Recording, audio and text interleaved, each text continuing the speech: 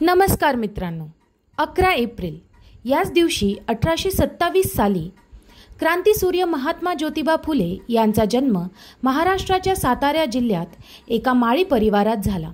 त्यांच्या जन्मदिनी एक छोटीशी आदरांजली म्हणून आज आपण आलो आहोत नाशिक मुंबई नाका येथील क्रांतीसूर्य महात्मा ज्योतिबा फुले व ज्ञानज्योती सावित्रीबाई फुले यांच्या भारतातील सर्वात मोठ्या अर्धाकृती ब्रॉन्झ शिल्पाचे दर्शन करण्यासाठी।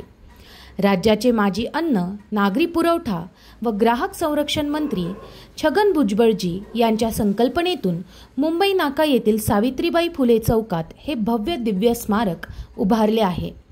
या पुतळ्याचे काम कुडाळ येथील सुप्रसिद्ध मूर्तिकार बाळकृष्ण पानसाळ यांनी केले आहे। भव्य चौथरा उभारण्यासाठी राजस्थान येथून ग्रेनाइट मार्बल आणून राजस्थानी कारागिरांनी मेहनत घेतली आहे।